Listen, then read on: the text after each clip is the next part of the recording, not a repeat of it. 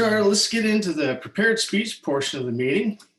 Our first speaker, who I don't have an intro or project for, so I will just wing it and introduce her. And our first speaker is Joco Soto. Joco. Thank you so much, Harlan. MLK once said, "The time is always right to do what's right." This quote has always resonated with me, but I never really dissected the connection up until this year.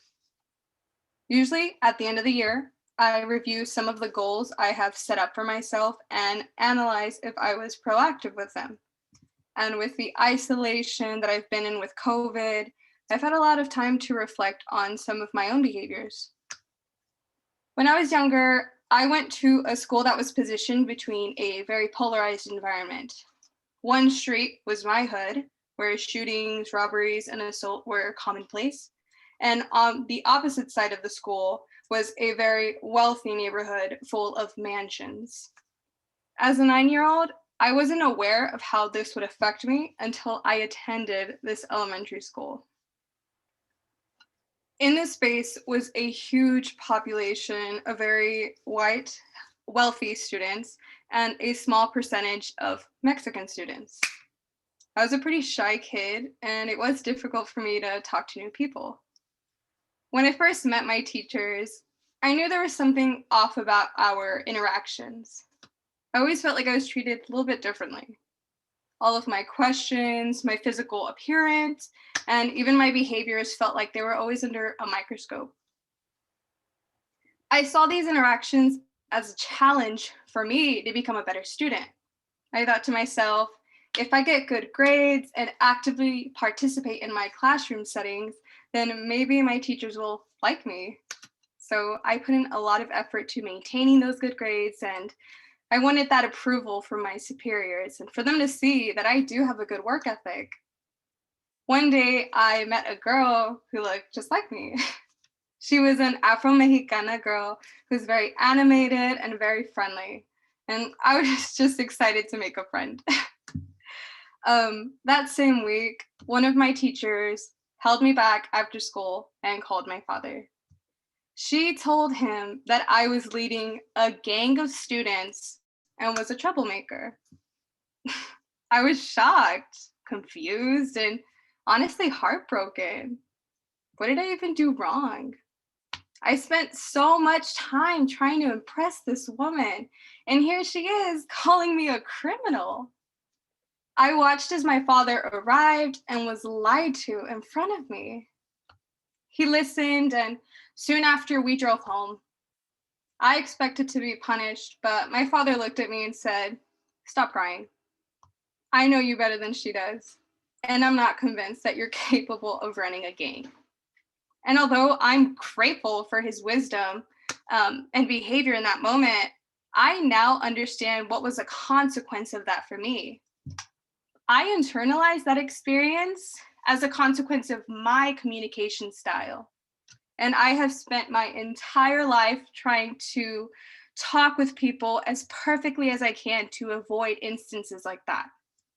I force myself to control my tone of voice, to remove emotions from my arguments, and to make sure that everyone I speak to never feels attacked. I have jumped through hurdles trying to make sure that all of the things that I say are packaged and as palatable as possible. And yet, my words still fall on deaf ears. Why is that?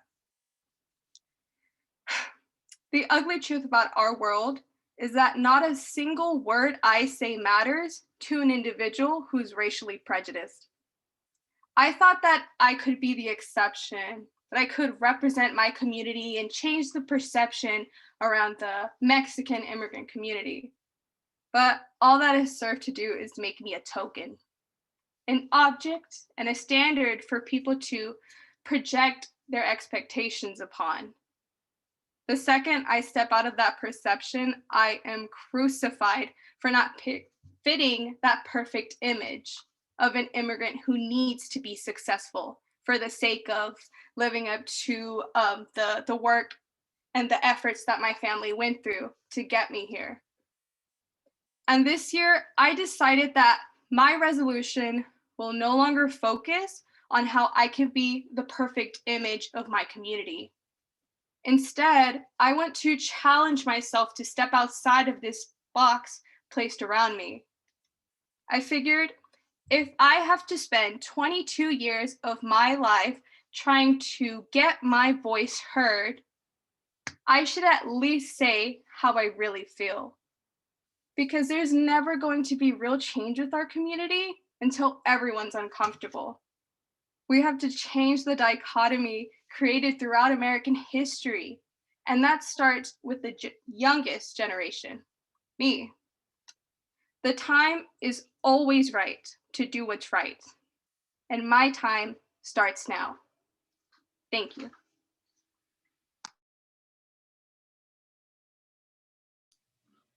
Thank you, Joco.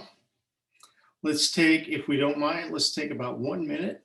Madam Timer, I could have 1 minute on the timer. And if you all have any feedback to send to Joco, please do so through the private message function of Zoom. Now, another movie, while our minute ticks off, another movie that I'm compelled to watch every time I find it is 1997's classic Cage film, Con Air. As you all know, as I hope you all know, or maybe you don't, if you don't, you should learn as quick as you can. Con Air is about a flight of prisoners that are going from one prison to another, but their plan is hijacked by John Malkovich, who plays the evil Cyrus the Virus. The best line, the best moment in this movie that you have to see is when one of his own guys is soaked in jet fuel and is begging for his life, and John Malkovich casually tosses a lit cigarette into that fuel and says, "Sayonara." And the guy blows up and dies right on the runway. A classic moment, a great moment in film. I suggest you watch it. Moving on now, our next speaker is our president, Harlon Pickett. Harlon's speech today is called Gone Fishing. Growing up fishing, primarily in Galveston Bay, there were many great experiences. Join Harlon as we travel back to those days gone by. Harlon Pickett. All right. Thank you so much, Craig. I am in the humor pathway, and this is a 5 to 7 minute speech. Let me tell you guys that growing up fishing was awesome. I have to tell you that it was very interesting the way we really got into fishing, especially the saltwater fishing, because we had really been, say, bass fishing and crappie fishing most of my life until, say, around 12 years old. And we went out with some friends of my dad's to Galveston Bay, went fishing with them, and we had such a wonderful time that we asked to come back. They had a nice little house down there, just a little 2-bedroom, giant beds everywhere kind of house where everyone just kind of stayed in those same couple of rooms. But man, it was great, except for the one little part where they didn't have any air conditioning. Yeah, it wasn't that great. But when you're down at the coast, there's always some nice breeze going through. We had the windows open and we had a really, really nice time hanging out with them. But the fishing was amazing. We just caught fish after fish. It was just amazing. It was so addicting, even to my parents, that they bought a place down there too. Now, we didn't have lots of money, but we had this nice little 1-bedroom with a big room that we had 6 beds in. So all of us could sleep, and we could even have friends that came with us. But let me tell you, we had so much fun. My gosh, I loved going fishing. And when I tell you we went fishing, we would have double drop hooks and catch 2 fish at a time, many, many times. Sometimes even different species of fish on the line. It was just rocking. It was really, really awesome. But in all of that time, we also had some really, really fun and sometimes crazy experiences. One of the things that stand out the most is when we had guests come with us. One time, my cousin Kyle came along fishing with us, and just so happened on this trip that my dad caught the biggest dadgum speckled trout he had ever caught in his life up to that point. This monster was 8+ pounds. Dad had fought this thing. We weren't fishing for speckled trout, so that's what made it even more special is that he caught this when we were fishing for a totally different kind of fish and didn't even really have the right kind of rig to catch this fish. But he catches this fish. Man, he's proud of this fish. He gets this thing in, and we catch some more fish that day. We get up to the boat ramp later on and unload. And if you've never been to one of the boat ramps down on the coast, they usually have big tables where you can clean all your fish at. And on the backside of those tables is where you just kind of push all the fish guts and such out there, because down below that, the seagulls and the other little junk fish and stuff are eating up everything, crabs, all that, get everything.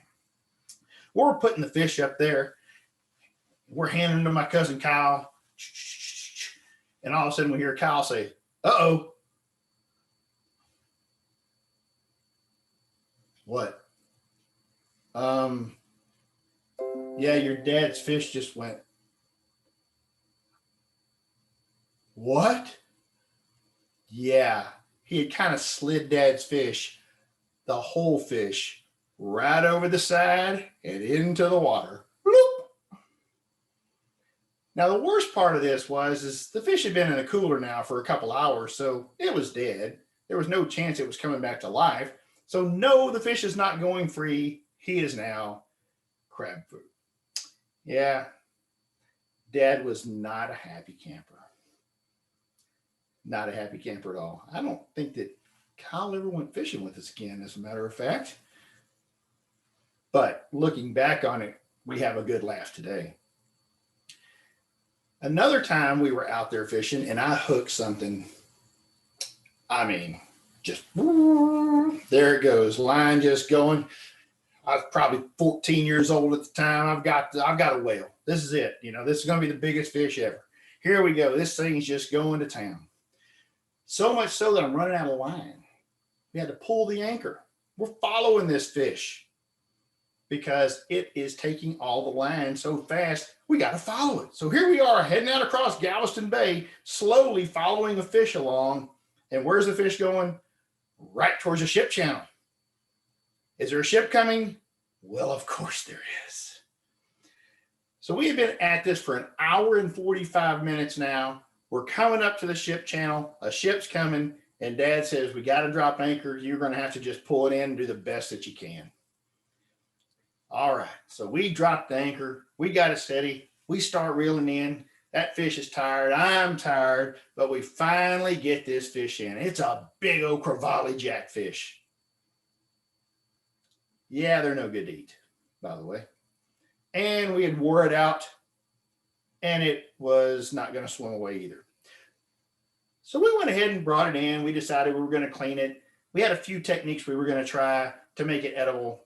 Nah, not so much. We tried to eat it. It just wasn't any good. There was another time we were with a good buddy of ours named Jay.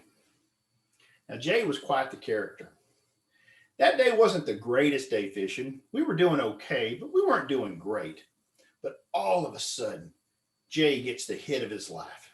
So he says, oh my God, that's it. That's the best hit I've had all day. This is going to be the good one. This is going to be. What the heck is that? It's about a catfish about that big. Well, don't worry. I'm sure we never gave him any heck about that after that, did we? But the absolute best time was with my best friend, Bill Conklin. We've been best friends since second grade, still best friends to this day, went fishing with us. Now, back in the day, Bill was pretty gullible, but we'd been telling him for years about all the strange fish we catch and that sometimes we catch dogfish. And he said, well, how would you know it was a dogfish? Well, because it barks. Of course, that's how you'd know it's a dogfish. He didn't believe us. We got lucky that day, though, and we caught a dogfish. My dad caught it, after all. And so as we're back there, and he's like, but how does he know it's a dogfish?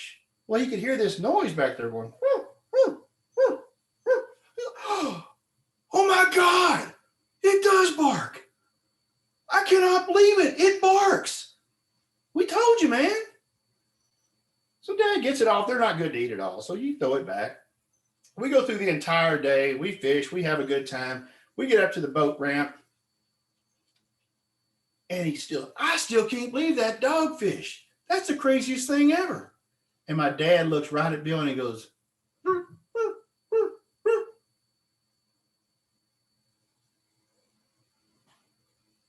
Mr. Toastmaster? Thank you, Harlon.